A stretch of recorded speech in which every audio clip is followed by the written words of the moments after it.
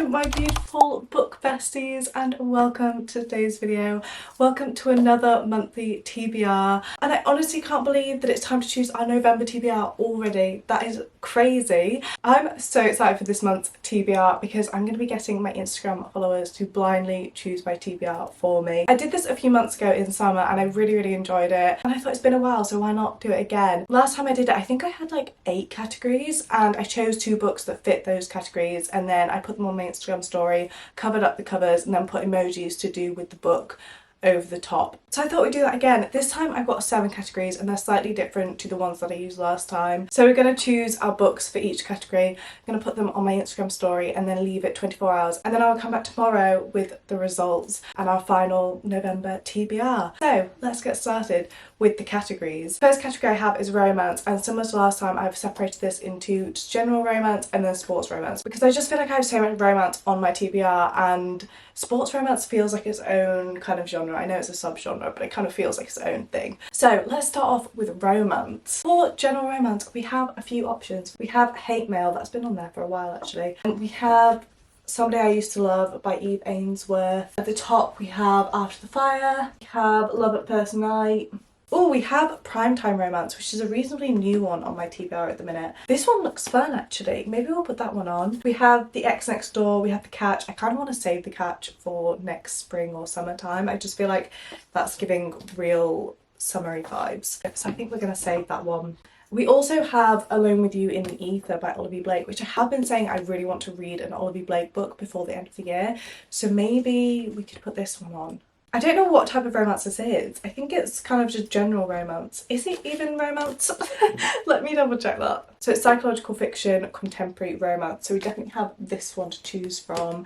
I've also really been looking forward to reading Someday I Used to Love, but also After the Fire by Charlotte Rickson. I read my first Charlotte Rickson book this year, I think it was, earlier on in the year, and I really liked it. I loved how it's a romance story, but it just felt like it had so much depth to it, so I'm hoping this one is going to be similar. I feel like Alone With You in the Ether should definitely be on there, considering I said that I wanted to read it before the end of the year.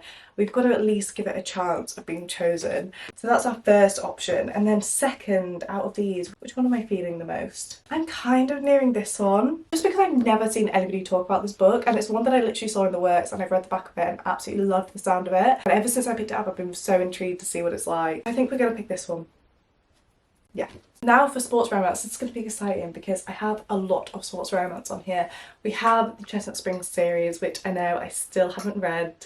Powerless, which is the 3rd one in the series, and I've been saying this for too many months now. Too many months. It was even on my October TBR and I just didn't get around to reading it because I was reading kind of spooky season type books, and also a lot of the books that I read in October took me longer than I thought they were going to, so I just never got around to it. So it's back on the TBR, would you believe? We also have Mile High, another one which has been on my TBR for the longest time. We also have Done and Dusted by Lila Sage, which is a little cowboy romance. What else do we have? Why did I literally think I had so many more options in this? I actually don't think we do. I thought I had so much more sports romance on here. I think that only leaves us with one option, which is to put Powerless back on the TBR for this month, and I feel like it makes sense to put this up against Mile High. Because these are the 2 books now that I feel like have been on here for the longest time, and I keep putting them on my monthly TBRs and then just never getting around to them, and I feel like it's time to at least get around to one of these. Why does that scare me? Why does it scare me? I think it's time. I think it's time. I think on my Instagram I'm going to put emojis that kind of don't obviously correspond with it, so I might just put like a purple heart and a blue heart, because I feel like if I put a plain and like an ice skate, you guys are just going to guess this so easily because I keep mentioning these books. So to make it a bit more fun, I think I'm going to keep it kind of ambiguous. But knowing you guys, you'll probably work it out anyway.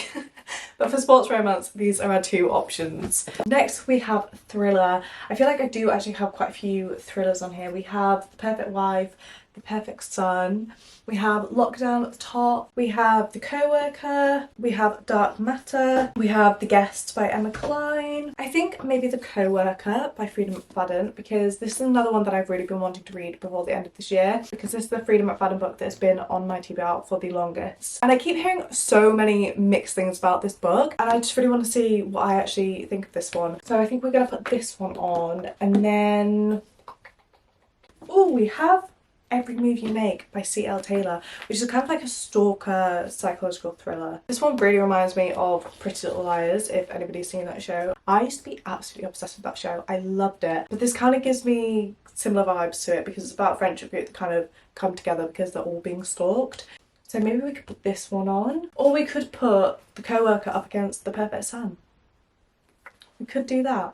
I don't know. Why is it so hard to decide? Why is it literally so hard to decide? Do we go Frida against Frida? I don't know. I literally don't know. I feel like maybe we should give Every Move You Make a chance at being picked. So we're actually going to go for The Co-Worker and Every Move You Make by C.L. Taylor. Then we have fantasy. So for fantasy, what options do we have? We have Dance of Thieves, which I've been so intimidated to read this book, but I do really want to read it and see what it's like. I've literally heard nothing but amazing things about this book, so I think I definitely want to put this one on. Then we also have The Notorious Virtues by Alwyn Hamilton.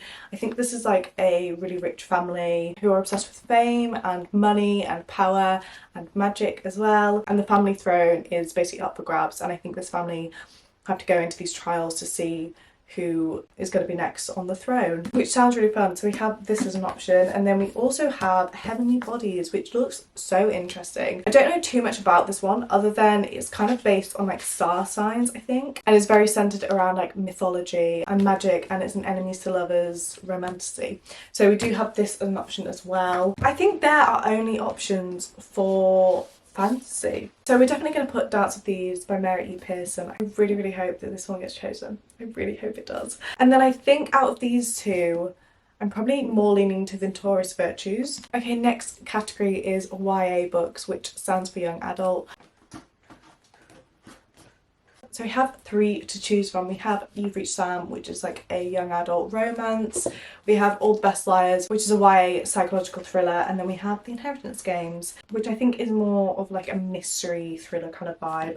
I think we're definitely going to put this one on, because I've just finished the Natural series, which is also by Jennifer Lynn Barnes. And it's part of my reading at the minute that is just missing. And I feel like this might solve it, because this is her other series. And I would really love to start this sometime soon. So I think we're going to put this one on. And then out of these two, I think I'm nearing more towards All the Best Liars at the minute. That feels right. That feels right. Next we have Coming of Age, and I actually don't think I have that many coming of age that I know of on here, but I definitely do have two. So we have Impossible to Forget by Imogen Clark. This is another one that I've not really seen anything about, but I'm so intrigued by it, and it's been sat on my TBR and really catching my eye recently, so I'd really love to read this soon. And then we have This Could Be Everything by Eva Rice, which is another one that I haven't really heard anything about, but looks like something that I would absolutely love. And I love this cover. The pink and the yellow are just such a vibe, such a vibe. So we're going to put these two on for coming of age.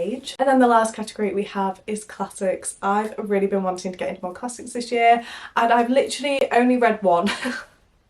I've only read one this year, but we have time to change that. We have time to change that. So I thought it was a good idea to put this category on and let you guys choose my next classic that I read. So I have Pride and Prejudice, The Great Gatsby and Wuthering Heights, and the two that I'm most intrigued about right now are The Great Gatsby, and I feel like this would be a really easy read because it's literally so short. It's not even 150 pages, so I feel like this would be a good little classic to read.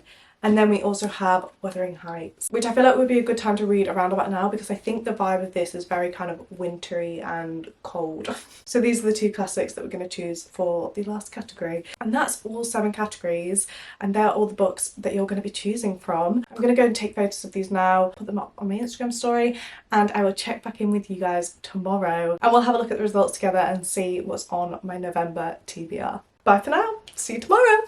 It's the next day and it's been a full 24 hours of my Instagram stories being up and you guys voting, and it's finally time to have a look at what you guys chose for me for my November TBR. First of all, I just want to say a quick thank you to everyone that voted over on my Instagram. I literally love it over there. You're all so nice, and I love chatting to you guys over there and doing fun things like this. So let's get started with the results. Let's see what you guys chose. First up, just as a little reminder, we had general romance, and I put Somebody I Used to Love with a pink flower emoji because this has pink flowers on, and also Alone with You in the Ether by Olivia Blake, and I just put a little bee for this one because this cover has bees on. And the winner of this one with 60% of the votes was Alone with You in the Ether by Olivia Blake. So this is the first book on our November TBR. Next up we had sports romance, and we have Mile High versus Powerless. And for this one, like I said yesterday, I wanted to keep it kind of ambiguous, and I just did a blue heart versus a purple heart. And the winner of this one was the purple heart with 57% of the votes. This month will be the month that I read Powerless, okay? It will happen. It will happen. Next we had Thriller, and we had The Co-Worker, which for this one I was gonna put a little red high heel, but I felt like that was kind of too obvious. So I actually read the back of this, and the main character in here is an accountant. So I put like a little graph emoji on. And then for Every Move You Make by C.L. Taylor, I put a little train because it has a train in the background. And the winner with 63% of the votes was Every Move You Make by C.L. Taylor, which I'm really excited to get to and to see if it does have that Pretty Little Liars kind of vibe that I feel like it might do. Next up we had Fantasy, and we had The Notorious Virtues, and for this one I did a little like hammer cross emoji. And then for Dance of Thieves I did a dagger because this one has a dagger on the front. And I think this is the only one that I really hoped you would choose one over the other, and you guys did it with 75% of the votes for Dance of Thieves, which I'm really excited about because this has been on my TBR for a while, and like I said before, I've literally heard nothing but amazing things about this book, and I feel like I just need to see what it's like, and I'm excited. And then we had YA, and I put The Inheritance Games on with a little crown,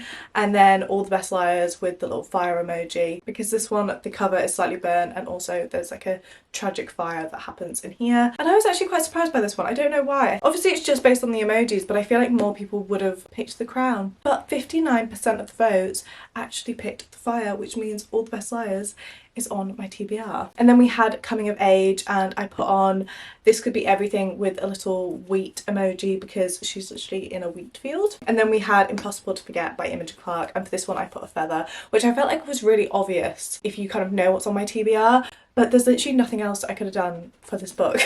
And this one was actually the one that was probably the closest the whole way through, and I had no idea which one was going to end up winning. The one that ended up winning only won by 52% of the vote, so it was very close. And that one is Impossible to Forget by Imogen Clark. And then last but not least we had classics. So for Wuthering Heights I put the little snow cloud on because all I really know about this is that it's meant to be quite cold, and it's like set in the Yorkshire countryside I think, and it has quite a wintry feel to it, so I put the little snowing cloud emoji. And then for The Great Gatsby I put the little dress emoji, and this was another one that was quite close the whole way through, but Wuthering Heights actually won with 53% of the votes. And there we have my November TBR. These are all 7 books that are on my TBR this month. I'm just going to run through them really quickly now that we have the whole TBR together. First up we have Alone with You in the Ether by Olivia Blake, we have Powerless by Elsie Silver, Every Move You Make by C.L. Taylor, Dance of Thieves by Mary E. Pearson, All the Best Liars, Impossible to Forget, and last but not least Wuthering Heights. I'm feeling good about this month's TBR. I'm feeling good. I feel like we've definitely got a range on here, and some that I've been really anticipating and really excited to get to. So hopefully we managed to get to them this month. Once again, thank you so much to everybody over on my Instagram for voting and for taking part, and thank you so much for watching this video. I really hope you enjoyed. Please let me know if you did, and I will hopefully see you in my next one.